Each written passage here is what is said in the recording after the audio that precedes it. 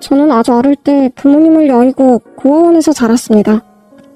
초등학교 들어가기 훨씬 이전의 일이에요. 부모님에 대한 기억은 없습니다. 어렴풋하지만 어떤 할아버지가 다짜고짜 저를 몰아세우면서 가방을 싸라고 하셨어요. 그 할아버지가 제 친할아버지였는지 아니면 그냥 동네에 아는 할아버지였는지 잘 모르겠는데 아무튼 노기를 띤 얼굴로 퉁명스럽게 말했던 걸로 봐서 저를 어지간히도 싫어하는 눈치였어요. 아니, 징후에 더 가까웠달까? 네 물건 이 가방에 넣어라. 하나도 빠뜨리지 말고 몽땅! 할아버지는 누구세요? 내가 누군지 알 거 없고 재미났어. 우리 엄마 아빠는요? 엄마 아빠 없이 못 가요. 네 부모는 이 세상에 없어. 교통사고로 둘 다 죽었다. 직사라는 말 알아? 아니에요. 그럴 리가 없어요. 거짓말이죠. 우리 엄마 아빠 어디 있어요? 잔말 말고 가방에 넣었어. 사람들 기다린다. 무서운 할아버지의 기세에 못 이겨 저는 주섬주섬 짐을 쌌습니다. 옷과 양말, 속옷을 챙겨 넣었나 솔직히 기억이 나지 않아요. 다만 그 와중에 엄마 화장대에 놓여있던 부모님의 사진을 가방에 넣었다는 건 확실합니다. 그 사진이 없었다면 평생 어떻게 살았을지 상상이 되지 않아요. 지금도 한 번씩 그때 집을 나설 때 부모님 사진을 잊지 않고 챙겨 나온 5살 무렵의 저를 칭찬합니다. 겨우 20회를 넘긴 짧디 짧은 제 인생에도 가끔 떠오를 때마다 가슴을 후벼 파는 듯한 순간들이 많았거든요. 그때마다 저에게 힘이 되어주고 의지처가 되어준 것은 부모님의 사진이었습니다. 사진 속 엄마는 영화배우처럼 예뻤고 아빠는 서글서글한 훈남이었어요.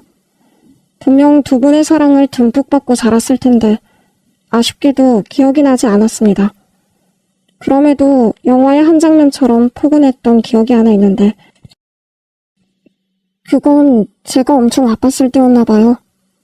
엄마가 저를 따스하게 감싸안고 백도를 먹여주셨는데 그 맛이 너무 달달하고 부드러워서 행복했던 느낌이 남아있어요. 애지중지 사랑받는 느낌. 그 장면을 떠올리면 그 달달했던 백도의 향기가 나는 것 같습니다. 그것 말고 어릴 때 기억은 하나같이 우울했어요. 그 할아버지가 저를 데리고 간 곳은 도시 외곽의 작은 보육원이었습니다. 할아버지는 보육원 직원에게 저를 맡기고 행안이 사라졌습니다. 마치 쓰레기 분리수거하러 나온 사람처럼 저를 보육원에 버리고 가셨죠. 그때 남긴 할아버지의 매정한 한마디. 내 눈앞에 나타나지 마라. 2번 다시 보는 일 없도록 해라. 솔직히 이게 꿈결에 들은 건지 실제로 있었던 일인지 구분이 되지 않습니다. 그분이 왜 저 때문에 극대노를 하셨는지도 모르겠어요. 아무튼 그렇게 저의 우울한 보육원 생활이 시작되었답니다.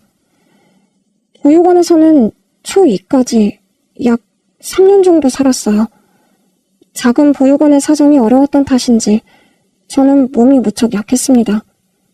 그땐 또래보다 체구가 작은 편이라 학교에서도 보육원에서도 항상 시비를 걸어오는 애들이 많았어요.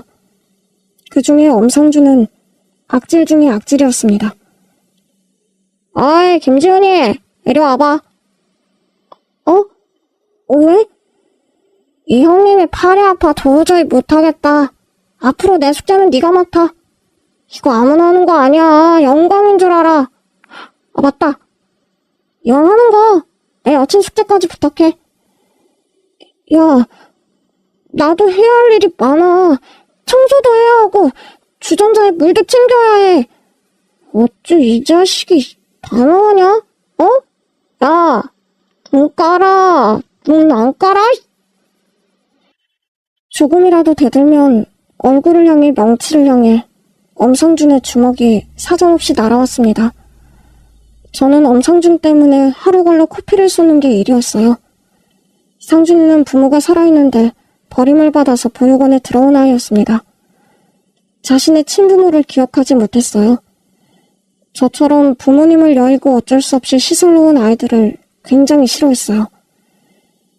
제가 보육원에 들어올 무렵 친부모를 찾게 되어 가족의 품으로 돌아갔는데 나중에 친자검사를 한 결과 유전자가 일치하지 않아 한 달 만에 다시 보육원으로 되돌아온 사연 많은 아이였죠. 그때부터 비뚤어진 엄상준의 폭주에 보육원 선생님들도 모른 척 눈을 감았기 때문에 제가 특히 괴롭힘을 많이 당했습니다. 아무도 저를 도와주는 사람이 없었습니다. 저는 순둥하고 얌전한 성격으로 눈에 띄는 아이가 아니었는데 그곳에서 살아남기 위해서는 변해야만 했죠. 속으로 이렇게 되뇌었습니다. 상준이보다 더 키도 커지고 힘도 키워서 나를 절대 밟지 못하게 할 테다. 절대 밟히지 않을 거야.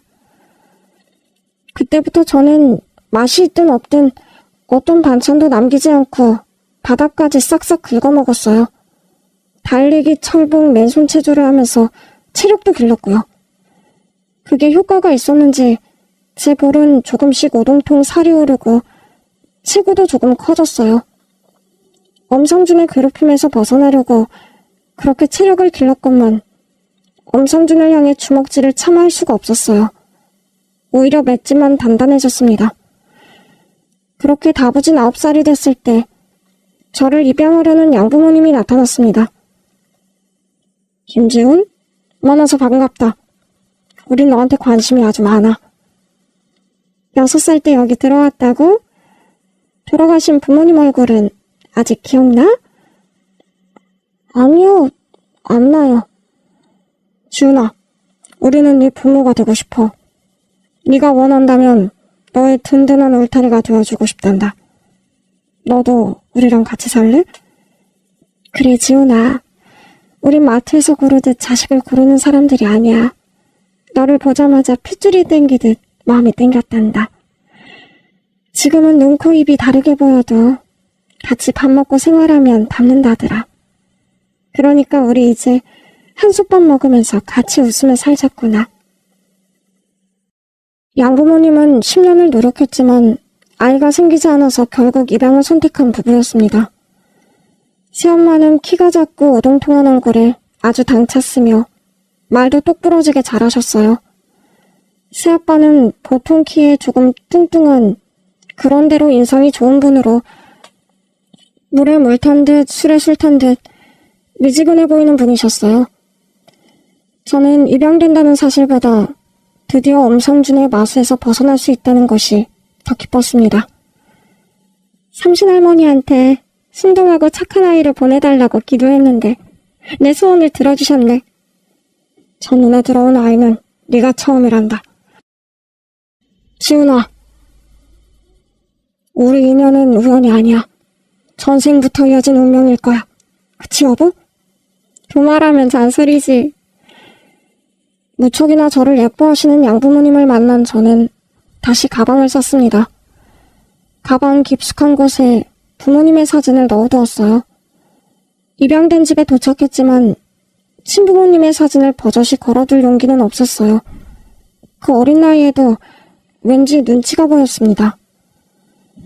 양부모님의 집은 주말마다 등산객으로 붐비는 산기슭에 허름한 5층짜리 모텔이었습니다. 지금은 입양 조건과 심사가 까다롭다던데 저 때만 해도 양부모가 나타나면 쉽게 입양이 됐던 것 같아요. 간판에는 버젓이 모텔이라 적혀 있었지만 규모나 시설면으로 보면 아무래도 여인숙이 더 어울리는 그런 곳이었어요. 양부모님과 저는 1층에서 살았고 2층부터는 두 사람이 누우면 알맞은 조그만 방 10개가 복도를 사이에 두고 마주보고 있었어요. 손님이 없을 땐 세를 놓았기 때문에 월세나 전세를 내고 사는 장기 투숙객들이 많았습니다. 201호에 사는 봉고 아저씨도 그런 분이셨는데 우리 호텔 근처 공사 현장에서 막노동을 한다고 했어요. 입에서는 늘 술 냄새가 났습니다. 어라? 너는 누구냐? 저요? 저는 야, 네가 그 새로운 벨보이로구먼. 참, 건물은 오름하고 시설은 늦어도 있을 건 다 있다니까. 벨보이, 안 그래도 내가 지금 담배 사러 나가려던 참이야. 잘 됐네. 심부름 시켜도 되지? 차마 제가 이 집의 아들이라는 대답이 혀끝에서 맴맴 돌면서 밖으로 나오지 않아 망설이고 있을 때 새아빠가 제 어깨를 감싸며 인사를 시켜주었어요. 엘보이 같은 소리 하고 있네. 이 아이로 말할 것 같으면 내 아들 양지훈이다. 어디 주인집 아들한테 심부름을 시켜? 에? 사장님의 아드님이라고쇼?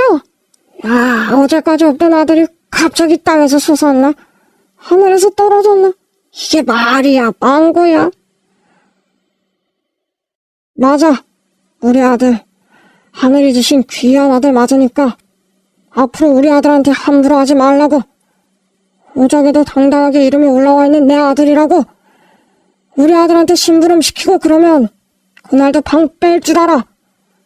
지훈아, 만일 저 아저씨가 너한테 심부름을 시키면 당장 아빠한테 말해. 알겠지? 참, 에휴. 없던 아들 생겼다고 생색은 오지게도 부리네. 어이, 양지훈이! 얼망덜망하게 생겼네. 그래, 네가 고생이 많다. 자주 보자. 새아버지의 으름장에도 불구하고 공구 아저씨는 저만 보면 술이나 담배, 간식 심부름을 시켰어요. 저는 학교에 다녀오면 새아버지를 따라서 객실과 복도 청소를 함께 하거나 새어머니가 챙겨주시는 빵과 우유를 먹거나 했어요. 이때만 해도 양부모님은 저에게 좋은 옷을 사주시고 맛있는 음식도 만들어주시면서 제 양육에 최선을 다하셨어요. 지훈아, 오늘도 땀도 많이 흘렸는데 이 닭다리는 우리 아들 먹으렴. 감사합니다. 어머니도 드세요. 아니야. 네가 먹는 것만 봐도 이 엄마는 배가 불러. 우리 지훈이 많이 먹고 쑥쑥 자라라. 네, 어머니. 정말 듣기 좋구나. 어머니라는 말. 말이 나온 김에 우리 몸무게도 재볼까? 키도 재보자. 새어머니는 희한하게 제 발육 상태에 관심이 많으셨어요. 저는 그 마음에 부응하기 위해서 부지런히 먹고 토실토실 살이 올랐어요. 그리고 공부도 열심히 했습니다. 자녀의 성적이 좋으면 부모님들이 기뻐하시잖아요. 제가 모범생이란 말을 양부모님께 선물로 드리고 싶었어요.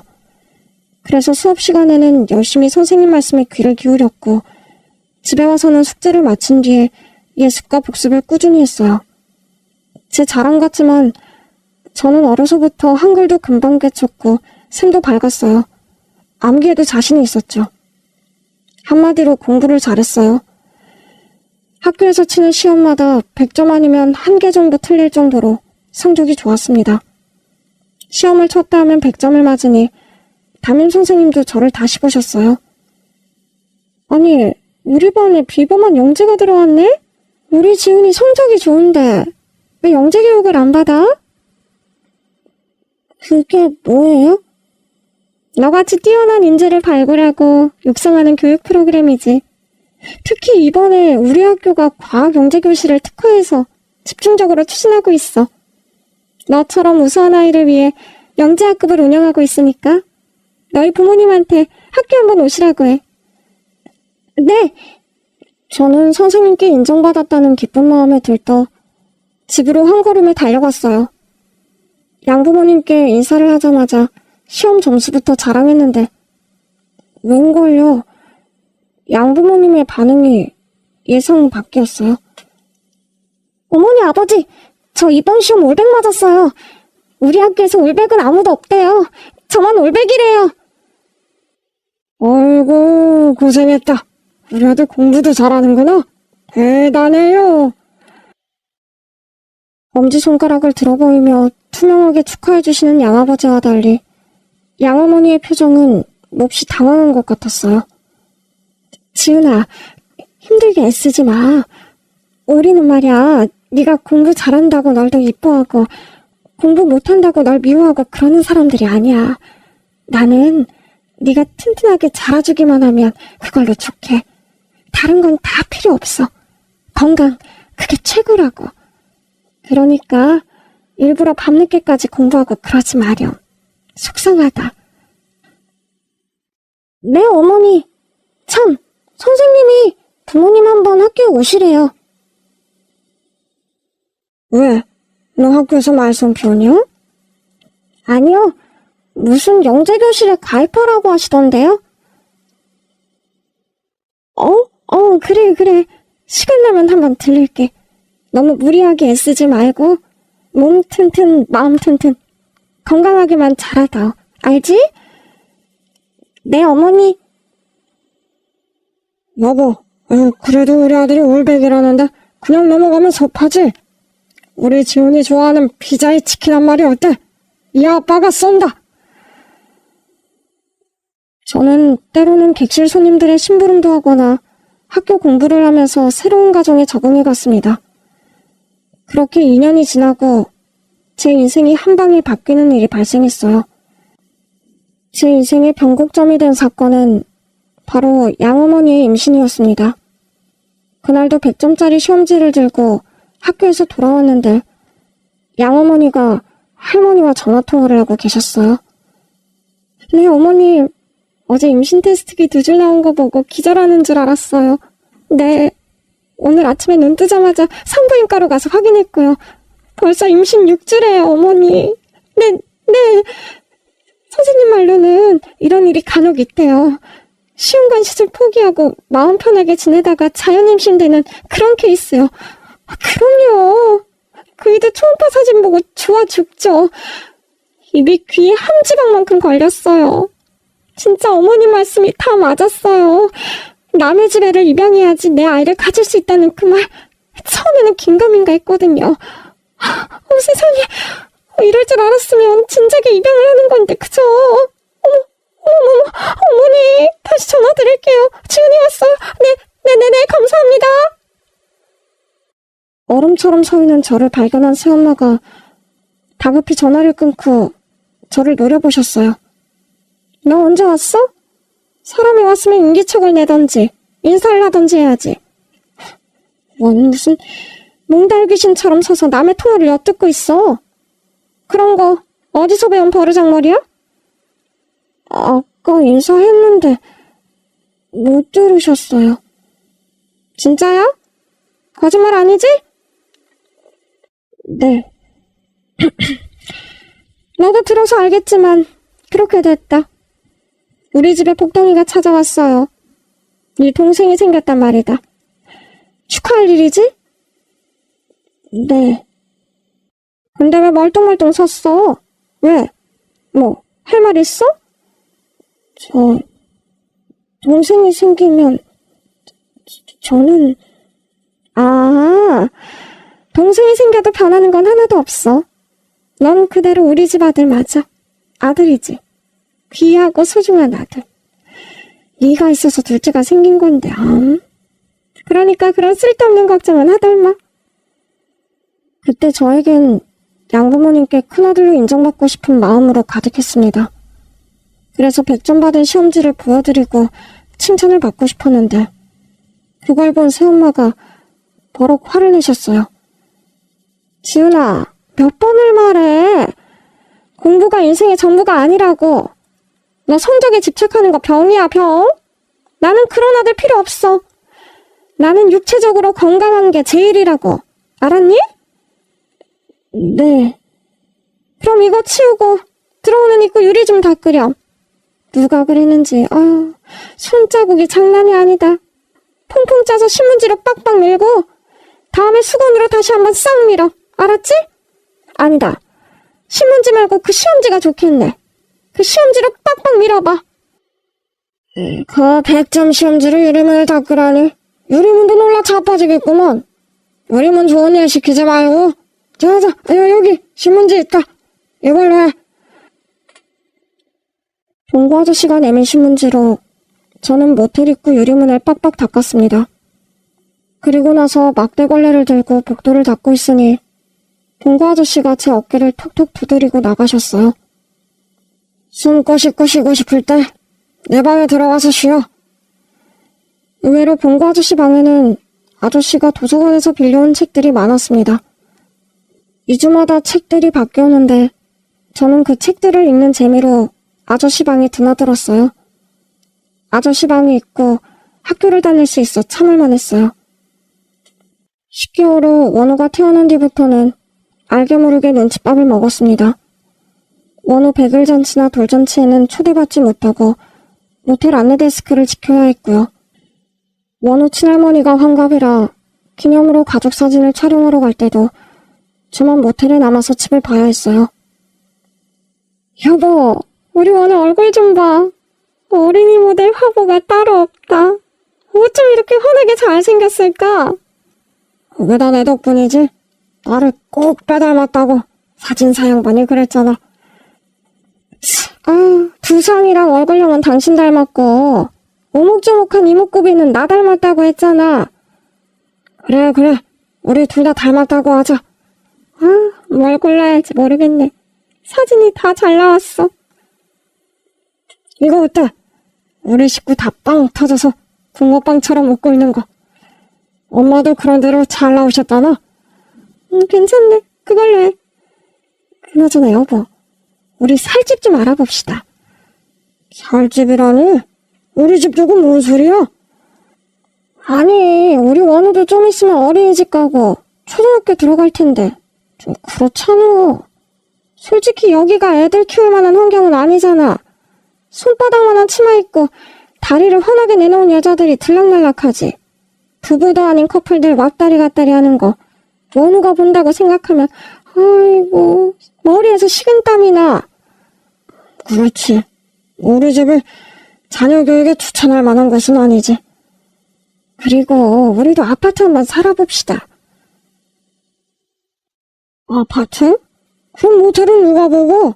장사는 누가 하나? 올 사람이 왜 없어? 있잖아, 우리 큰애 지훈이. 그렇잖아도 제가 중학생이 되었을 때 새엄마는 모텔의 자비를 본격적으로 저에게 시키셨어요. 그때만 해도 저는 과학자가 되고 싶다는 꿈을 가지고 틈틈이 공부를 하고 있는데 새엄마는 그것마저 못마땅해 하셨어요.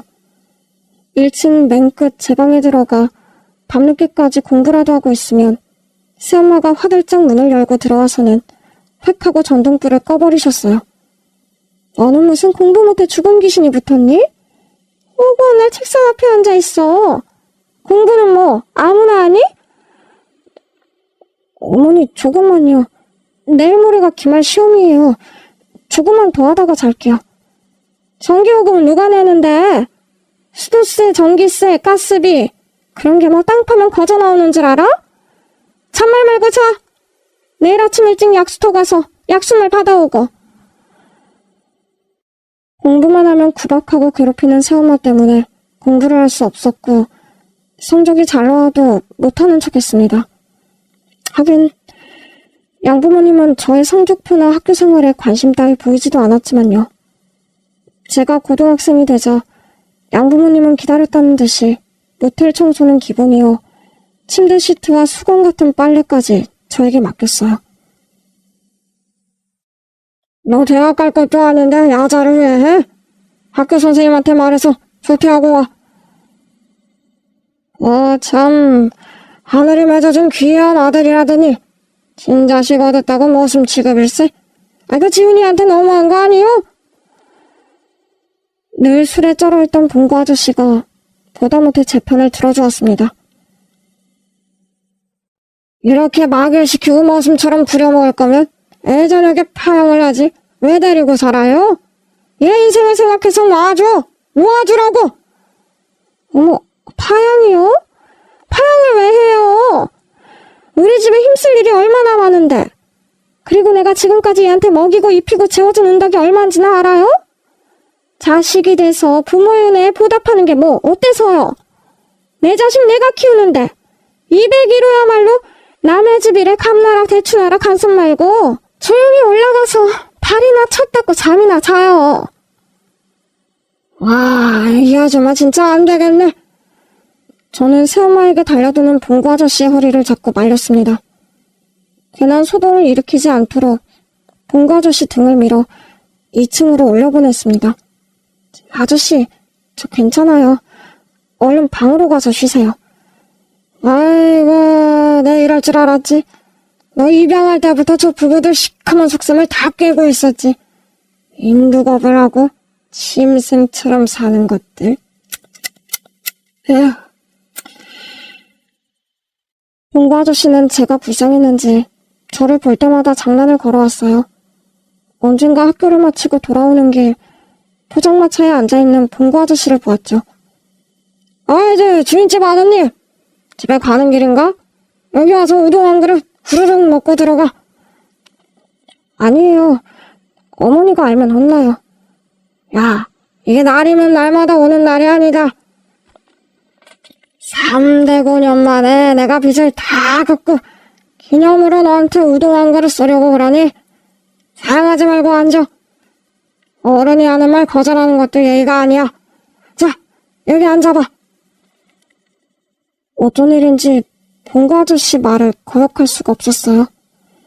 시계를 보니 우동 한 그릇 정도 먹고 가도 되겠지 싶어서 아저씨 옆으로 가 앉았습니다. 아주머니, 여기 평생 잊을 수 없을 정도로 숨 막히고 기가 막히는 우동 한 그릇 말아주쇼. 제 위에 쑥갓 유부, 새우튀김도 잊지 말고 듬뿍듬뿍 넣어서. 한참 뛰었던 데다 출출했던 저는 우동 한 그릇을 개눈 감추듯 먹어치웠습니다. 이야, 무슨 전기청소기도 아니고 폭풍 흡입을 하는구만.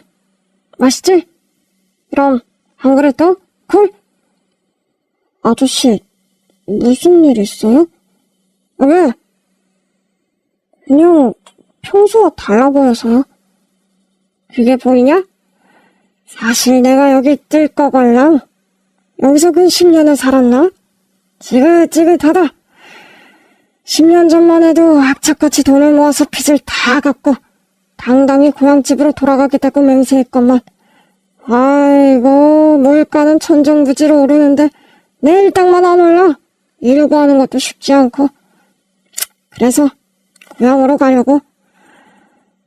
아저씨 가족이 고향에 있어요? 아, 그러게. 늙으신 우리 엄마 내가 오기만 손꼽아 기다리시지. 아이는요? 임마, 결혼도 안 한 미혼한테 무슨 결례의 질문이냐? 에? 아저씨 몇 살인데요? 나? 몇 살로 보이는데? 53? 뭐? 참말로 사람 볼 줄을 모르네. 나 36이다 임마. 헐, 대박.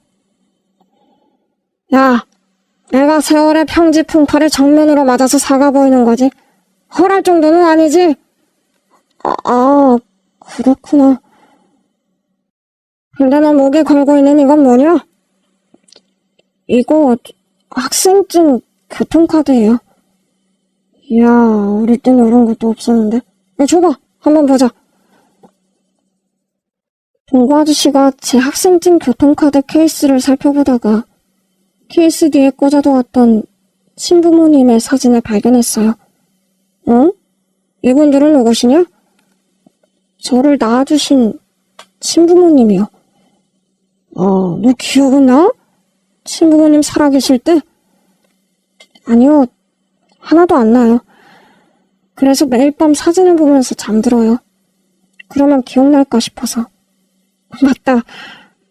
엄마 아빠 얼굴도 기억 안 나는데 백도 맛이 기억나요. 신기하죠? 제가 아플 때 엄마가 주셨거든요. 백도. 참 인성 좋으시네. 지훈이가 엄마를 쏙 빼닮았구나? 그래요? 날 닮은 사람이 이 세상에 어디에 있다는 건 어떤 걸까요? 친구들이 정말 부러워요. 원우도 그렇고. 네 부모님들도 지금 날 보면 무척 대견해 하실 거다. 제가요? 왜요? 전 아무것도 할 줄 아는 게 없는데. 네가 왜 없냐? 청소, 빨래 못하는 게 없잖아. 철없이 학교하고만 다니는 애들 사이에서 독보적인 존재지. 저는 한숨이 나왔어요. 이대로 살다가는 모텔 객실 청소와 빨래를 하는 잡부일에서 벗어나지 못할 것 같았어요. 어이 종가! 한숨 대신 함성으로, 걱정 대신 열정으로, 포기 대신 죽기 살기로. 몰라? 아저씨, 죽기 살기로 살면 돼요? 내가 없는 가족 사진이 걸려있고 나만 두고 새 아파트로 이사하고 내 초등학교, 중학교 졸업식에 아무도 오지 않고 공부도 못하게 하는 그런 부모님 밑에서도 가능할까요?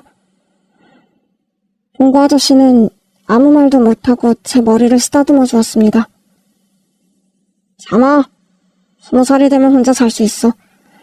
너라면 어디서든 잘 살 거다. 그거 하나는 내가 보장하지. 그 다음날 봉고 아저씨는 고향으로 내려가셨습니다.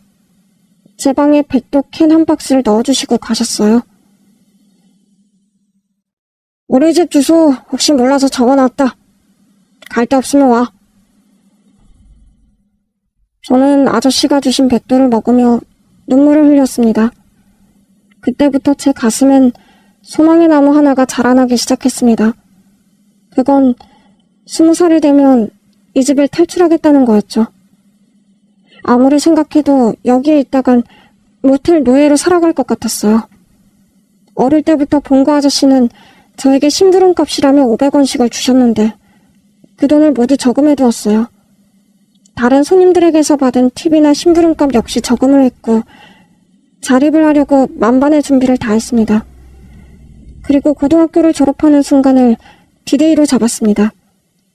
중간에 도망을 가거나 가출을 할 수도 있었지만 입양해주신 양부모님께 마지막까지 아들로서 나름의 도리를 다하고 싶었어요. 그런데 디데이 일주일을 앞둔 날 초등학교 4학년이던 원우가 친구 생일 선물을 사려고 호주머니에 넣어둔 현금이 사라졌다면서 그 범인으로 저를 지목했어요. 이 사람은 열어. 아니에요, 어머니. 저는 원우가 모텔에 왔는지도 몰랐어요. 아니니까 열어. 열라고. 안 여는 게 수상하잖아. 여보, 거기 망치 좀 가져와. 이거 부숴. 아이고, 지훈아. 그냥 좋은 말 할 때 열어라. 서랍 부수기 전에. 아니에요, 아버지. 진짜로 저는 결백합니다. 네가 결백한지 아닌지는 서랍을 보면 알겠지. 여보 뭐해? 깨! 부셔! 양아버지가 완력으로 책상 서랍을 열었고 그 서랍에는 한 푼 두 푼 티끌을 모아 마련한 저의 독립자금이 든 통장이 있었어요. 이거 봐라. 내 이럴 줄 알았지. 이거 아저씨들이 주신 심부름값 모은 거예요. 이 자식이 소설을 쓰고 앉았네. 여보, 내가 그랬지. 금고에 돈이 한참 빈다고. 우리가 도둑을 키웠네, 도둑을 키웠어. 이래서 머리 검은 짐승 거두는 거 아니란 옛말이 다 맞다니까. 저 자식을 그냥... 이라고요. 왜 제 말을 안 믿으시는 거예요? 여보, 가둬. 이 녀석 다리 몽둥이를 잘라서 평생 모텔에서 썩게 해야지. 어디서 은혜를 원수로 갚아? 저를 잡으려고 달려드는 양부모님을 밀치고 미친 듯이 달려나왔습니다. 갈 곳이 없었어요. 봉고 아저씨 고향이 남쪽에 있다고 했는데 일단 저는 어디로든 떠날 수 있는 서울역으로 갔어요. 사비가 없어서 곧바로 떠날 수 있는 상황이 아니었지만 딱히 찾아갈 만한 친구 집도 친척 집도 없었어요. 하루쯤 길바닥에서 잔다고 죽지 않아. 여기도 사람 사는 데니까 괜찮다. 괜찮을 거야. 저는 주문을 걸듯 되뇌었습니다. 그날 하룻밤은 노숙하고 다음날 아침 일찍 일자리를 구해야겠다고 생각했어요. 서울역의 역사는 어디론가 바삐 오가는 사람들로 분주해 보였습니다. 갈 곳 없고 할 일 없는 저는 텔레비전 앞 의자에 앉아 멍하니 텔레비전을 봤어요. 주변을 살펴보니 저 말고도 노숙하는 아저씨들이 여럿 보였어요. 밤 11시가 되자 모든 텔레비전이 꺼졌습니다. 텔레비전이 꺼지자 역사 안에 남아있던 노숙인들이 주섬주섬 짐을 챙겨 일어섰습니다. 노숙 생활을 꽤 오래 한 듯 보이는 아저씨가 끈으로 묶은 박스 뭉치를 들고 나갔어요. 다른 노숙자들도 우산이나 박스로 잠자리를 만들고 있었어요. 저도 눈치껏 마트에서 종이박스를 들고 와서 지하철 출구로 향하는 통로로 가서 자리를 잡았습니다. 괜찮아. 나만 자는 게 아니잖아. 그런데 하필 이날 서울역 부근에서 묻지마 폭행이 있었고 검은색 후드를 입은 사람이 흉기를 들고 있다는 신고를 받고 경찰이 서울역으로 총출동을 한 날이었어요. 경찰들은 통로에 누워있는 노숙자들을 하나하나 일으켜 세우고 불심 검문을 했습니다. 그런데 문제는 그날따라 제가 입은 옷이 하필 검은색 후드였어요. 잠시 검문하겠습니다. 신분증 보여주세요. 이름이? 양지은이요. 본인 맞아요? 네, 맞아요. 목에 걸린 그건 뭐예요? 이건 교통카드예요. 봅시다. 제 목에 걸려있던 교통카드 케이스를 살피다가 부모님 사진을 꺼내들었습니다. 이거 어디서 났어요? 어디서 훔쳤어요? 제 거예요. 훔친 거 아니고 부모님 사진이에요. 부모님이라고? 확실해요? 네, 그런데요. 부모님은 돌아가시고 안 계세요. 경찰은 다급하게 어디론가 전화를 걸었어요. 저는 아무 죄도 없는데 왜 전화를 걸고 확인을 하는지 몰라서 내심 두려웠습니다. 양지은 씨, 원래 성이 양 씨예요? 아니요. 원래 이름은 김지훈이에요. 입양될 때 양부의 성을 따라서 개명했어요. 맞네. 일단 저 차에 타세요. 양지훈 씨 갈 데가 있어요. 아니, 김지훈 씨. 경찰차에 몸을 실으며 온갖 망상을 다했습니다. 노숙 한 번 했다고 나를 잡아가는 건가? 대체 왜? 저는 결백한데요. 오늘 처음으로 서울역에 온 거거든요. 원래 노숙을 하던 사람도 아니고요. 알리바이를 말씀드려야 할까요? 일단 서로 가서 이야기합시다. 이 일을 어찌 감당해야 할지 몰라 불안에 떨며 경찰서에 도착했고 저를 데려온 경찰과 함께 있는데 한 중년 여성이 불이 나게 안으로 달려들어왔습니다. 어디 있어, 지훈이. 중년 여성의 얼굴은 사진 속의 엄마와 닮아 있었어요. 엄마가 죽지 않고 살아계셨던 걸까? 혼란스러울 정도로요. 결정적으로 어딘가 귀티가 났어요. 누구? 지훈아, 이모야, 이모. 내가 네 이모다. 이모라고요? 이모? 저한테 이모가 있어요? 아이고, 내가 네 엄마 언니야. 내가 3분 일찍 나온 쌍둥이 언니. 지훈아, 어린 것이 고생이 얼마나 많았길래 서울역에서 누수를 해. 아이고, 가려운 거. 근데 저 경찰 아저씨는 저희 엄마를 어떻게 알아보셨어요? 제가 내 아들이야. 아들이 엄마 사진을 몰라볼 리 없지. 너한테는 이종사촌 형이네. 어릴 때부터 내 쌍둥이 동생 이야기를 듣고 자라서 아마 기억을 했겠지. 안 그러냐? 맞아. 불신검문에서 엄마 사진이 나올 줄은 상상도 못했거든. 근데 자세히 보니까 엄마가 아니잖아. 어릴 때 앨범에서 본 쌍둥이 이모와 이모부 사진이란 걸 바로 캐치했지. 경찰 짬바 1년인데 그걸 모르겠어? 반갑다 지훈아. 정식으로 인사할게. 네 이종사촌형 고정욱이야. 알고 보니 경찰이 전화를 건 사람은 엄마와 쌍둥이 자매였던 제 이모였습니다. 엄마의 사진을 알아본 경찰은 이모의 아들이었어요. 이모는 이모의 집으로 저를 데리고 갔습니다. 기사가 딸린 이모의 차를 탔을 때부터 대충 짐작은 하고 있었지만 이모의 집은 으리으리한 대저택이었어요. 지은아, 맘 편히 있어. 이건 우리 정욱이 잠옷인데 이걸로 갈아입고 방은 2층 손님방을 일단 쓰자. 이모는 다음날 아침부터 저를 데리고 백화점에 가서 옷을 여러 벌 사고 구두와 운동화도 새로 사주셨어요. 그리고 미용실에 들러서 머리도 최신 유행하는 스타일로 바꿔달라고 하셨죠. 저는 하루아침에 거지에서 왕자가 된 기분이 들었습니다. 이모, 저 궁금한 게 있는데요. 응? 뭐든 물어보렴. 저희 엄마와 아빠는 어떤 사람이었어요? 그동안 왜 제가 이모의 존재를 모르고 살았을까요? 네 엄마는 예쁘고 귀여운 사람이었어. 이름은 정희진. 정 많고 눈물도 많은데 하기로 한 일은 꼭 해내는 강단도 있었지.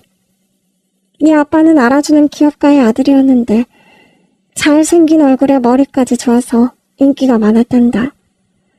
두 사람이 소개팅으로 만나서 결혼까지 염두에 두고 연애를 하는데 네 친할아버지의 반대가 심했지. 우리 아빠는 사람이 너무 좋아서 당신 명의를 빌려주는 게 취미였어. 명의를 빌려준 대가로 엄청난 빚을 지고 집은 풍비박산이 나버렸지. 그 빚을 우리 엄마가 식당을 하면서 갚아나갔는데 네 친할아버지는 이런 볼품없는 집안을 사돈으로 삼고 싶지 않았던 게야. 당장 헤어져서 정략 결혼을 하라고 윽박질렀지만 결국 네 엄마와 아빠는 부모들 몰래 도망가서 살림을 차렸단다. 심지어 쌍둥이 언니인 나한테도 알려주지 않았어. 나는 그때 이미 결혼을 한 상태였는데 네 친할아버지와 달리 내 시아버지는 허물이 될 수도 있는 내 집안이나 배경보다 오직 나 하나만을 보시고 며느리로 받아주셨단다. 행복한 결혼 생활에 푹 빠져 우리 정욱이를 임신하고 있을 때였어. 내 동생이 야반도주한 사실을 엄마한테 전해 듣는데 그게 못내 서운하더라. 엄마 뱃속에서부터 함께했던 우리였는데 고작 결혼할 남자 때문에 나한테까지 비밀로 하다니. 너무 서운하고 섭섭해서 애써 모른 척했던 것 같아. 그렇게 헤어진 지 7년쯤 됐을까? 네 친할아버지한테서 전화가 온 거야. 그게 네 엄마 아빠의 시신을 확인하러 오라는 전화였어. 교통사고였다고 하더라. 그런데 이모는 제가 있다는 걸 어떻게 아셨어요? 교통사고가 일어나기 한 일주일 전인가? 네 엄마한테서 온 편지 한 통을 받았단다. 네 아버지와 도망가서 자리 잡기까지 시간이 걸렸고 아이가 태어나 키우느라 바빠서 연락을 못했다고. 이름은 지훈이라고. 눈빛이 똘망하고 훈훈하게 생겼다나. 이제 아이가 어린이집에 들어갈 나이가 됐고 네 아빠도 직장에서 인정받아서 이제 편지를 쓸 여유가 생겼다고. 그동안 연락 끊고 살아서 미안하다고 하더구나. 그때 보내준 사진이 2장 있었는데 하나는 네 돌사진이고 하나는 네가 갖고 있던 바로 그 사진이야. 그래서 네가 있다는 걸 알았지. 그래서 네 할아버지한테 지훈이 어디 있냐고 내가 데리고 가겠다고 했는데 그분이 하는 말이 사고 당일 아이가 실종됐다고. 집에 갔는데 애가 행방불명이라 알 수 없다고 하대. 나한테 있는 내 정보라고는 고작 돌사진 하나밖에 없는데 그걸로 실종신고를 하고 미아찾기 센터에도 등록을 했지만 솔직히 기대조차 안 했단다. 이럴 줄 알았으면 좀 더 적극적으로 찾았어야 했는데 미안하구나. 아니에요. 저를 기억해주시고 찾아주셔서 고맙습니다, 이모. 지훈아, 이제 이 이모랑 이모부랑 정욱이 형이랑 같이 살자꾸나. 이모가 네 엄마 몫까지 다 해줄게. 응? 이모, 그래도 될까요? 제가 이모네 가족이랑 살아도. 당연하지. 이 녀석, 넌 내 핏줄이야. 그런데 할아버지는 왜 저를 버리셨을까요? 미친 영감탱이. 누구 때문에 두 사람이 그렇게 살다 갔는데 내 동생이 모든 불행의 원인이라고 했다더라. 그래서 불행의 씨앗도 제거해야 한다면서. 영감탱이 노망이 들어도 단단히 들었던 게지. 그 할아버지는 아직 살아 계세요? 아니, 2년 전에 뇌출혈로 쓰러져서 요단강을 건넜다고 들었다. 왜? 그 못된 할아버지라도 보고 싶으니? 아니요. 저를 보육원에 보낼 때 할아버지 얼굴이 기억나요. 지금도 악몽을 꾸면 할아버지 얼굴이 나오거든요. 그땐 기억은 저 강물에 흘려보내고 앞으로 좋은 추억만 만들자꾸나. 제일 먼저 뭘 하고 싶니? 가까운 곳으로 해외여행이라도 갈까? 아니면 쇼핑이라도 갈까? 네가 평소 하고 싶었던 게 있을 거 아니냐. 뭐든 숨기지 말고 다 말하렴. 이 이모가 그동안 못해줬던 것들 다 해주고 싶다. 모든 말만 해, 응? 이모, 사실 저는 공부를 계속 하고 싶어요. 뭐? 이모는 제 말을 듣고 갑자기 눈물을 쏟으셨습니다. 펑펑 쏟아지는 눈물을 애써 닦으시면서 목매인 목소리로 가영이가 평생 소원이 공부라니. 네가 그동안 어떻게 살았는지 알겠다. 네가 어떤 고생을 했는지 알겠어. 네 양부모들을 찾아 찢어 발겨 죽이고 빅서기에 칼을 넣어도 분이 안 풀릴 것 같다. 이모, 우지 마요. 죄송해요. 가여운 내 조카. 네 하고 싶은 공부 원 없이 하게 해줄게. 유학을 가고 싶다면 유학도 보내줄 거야. 맞다. 당장 학원부터 알아보자. 이모의 도움으로 저는 1년 만에 제가 원하던 대학에 입학할 수 있었습니다. 순수 과학을 공부하겠다던 어릴 때 꿈을 이룰 수 있다는 희망에 신이 났습니다. 그때였어요. 정욱이 형이 불쑥 이런 말을 하시더군요. 그 어려운 대학도 단박에 붙고 말이야. 대단한데? 돌아가신 부모님이 아시면 엄청 기뻐하시겠다. 심지어 널 버린 친할아버지도 저승에서 땅을 치면서 후회하실걸? 이런 똑똑한 아이한테 재산을 물려줘야 했는데 하고. 지금 그 회사 차남이 물려받아서 비실비실하다는 소문이던데. 엄마, 지훈이 친할아버지가 기업의 회장이었으면 그 집 재산에 지훈이 지분도 있는 거 아니야? 그렇지. 우리 지훈이 목도 있지. 지훈아, 내가 네 삼촌과 고모를 만나야겠다. 당연히 인정을 안 하겠지. 그럼 친자 확인을 해서 널 인정하도록 하자꾸나. 삼촌과 고모요? 절 좋아하실까요? 꼭 네 할애비를 닮은 얼뜨기 삼촌과 칠푼이 고모라. 장담은 못해도 발끈하겠지. 제 입속만 챙기는 인간들이라 엮이고 싶지 않다만 네 몫이 분명한 것을 챙기는 건 당연한 일이지. 이모부 회사 변호사한테 부탁해서 이모가 네 재산까지 다 찾아줄게. 그렇지, 엄마. 대학 입학 선물로 딱 어울리네. 삼촌과 고모는 당연히 저를 혈육으로 인정하지 않았어요. 어디서 굴러온 개뼈다귀가 협박을 하느냐며 이모의 변호사를 잡상인 취급을 했대요. 자신들의 재산을 나누어야 하는데 당연했습니다.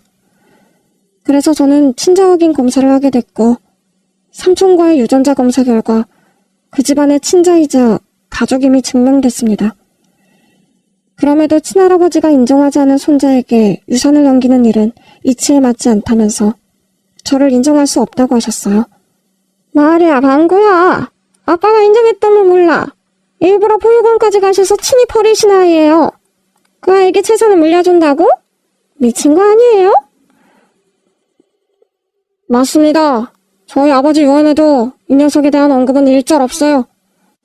그것만 봐도 아시겠죠?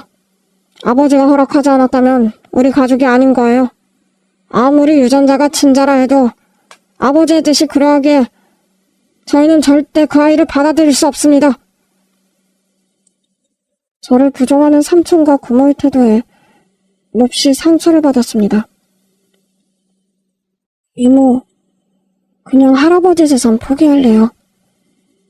아빠한테 물려주신 것도 아니고 삼촌 고모도 저를 힘들어하는데 그냥 이대로 살아도 돼요. 제가 열심히 벌어서 보란듯이 살아볼게요. 널 못 믿어서 그런 게 아니야. 사람은 자고로 분수에 맞게 욕심을 내어서는 안 되지. 하지만 자기 권리를 포기하는 것도 바보 같은 일이란다. 자기에게 주어진 것이 있다면 받아야지. 일부러 포기하는 게 능사가 아니야. 이모는 말이야. 돈이 목적이 아니야. 그 영감탱이 집안에 네 존재를 확실하게 알리고 싶은 거야. 그래서 유산도 당당하게 받아오고 싶고. 이건 말이다. 네 할애비의 재산을 탐하는 게 아니라 그 영감탱이가 저지른 만행에 대한 피해 보상금이야. 네 아버지와 어머니가 당했던 그 모든 고통과 네가 부모를 잃고 겪었던 그 모든 고생에 대한 보상을 받아야 한다는 거지. 알겠니? 네, 이모. 무슨 말씀인지 잘 알겠어요. 저 당당하게 우리 아빠의 몫을 받겠습니다. 그래. 우리에겐 아주 유능한 변호사님이 계시니까. 난 그냥 공부만 하면 돼. 그 뒤로는 유능하고 우수하신 변호사님의 활약이 컸어요. 그러니까 돌아가신 지훈군의 아버지가 3남매 중에 장남으로 할아버지의 제1순위 상속권자였으나 할아버지보다 먼저 돌아가셨으므로 아버지의 아들인 지훈군이 아버지의 상속순위에 가름하여 할아버지의 상속인이 될 수 있습니다. 이를 대습상속이라고 하죠. 이제 삼촌과 고모를 상대로 지훈군의 상속분을 되돌려줄 것을 요구하는 상속회복 청구권 소송을 할 텐데 저만 믿고 맡겨주십시오. 그리하여 저는 할아버지 사망 당시 남긴 회사와 전답 2만 평, 건물과 아파트 등의 유산에 대해 상속을 받았고 불과 20대 초반에 100억대의 자산가가 되었습니다. 이 모든 것이 이모와 이모부, 사촌형의 도움 덕분이었죠. 세월은 흐르고 이제 저는 박사과정 2년 정도 남았습니다. 연구실 동료 중에는 비교적 안정적으로 보이는 기업에 눈길을 돌리기도 하지만 저는 여전히 내가 하고 싶은 연구를 하고 있습니다. 참, 제가 물려받은 전답은 고향에 내려가신 봉고 아저씨가 농정주가 되어 관리하고 계세요. 아저씨는 우동 한 그릇 값으로 로또를 맞았다면서 좋아하셨고요. 제가 이모를 만나고 할아버지의 유산을 받은 일도 자기 일처럼 기뻐하셨어요. 저는 우동 한 그릇이 아니라 백도값으로 드린 거라고 말씀드렸죠. 아저씨가 주고 간 백도맛도 말할 수 없이 달달했다고. 이제 저는 과거를 돌아보지 않고 앞만 보고 걸어갑니다. 열심히 연구해서 우리 과학의 미래에 헌신하고 싶다는 일념 하나로 지금까지 제 이야기를 들어주셔서 고맙습니다.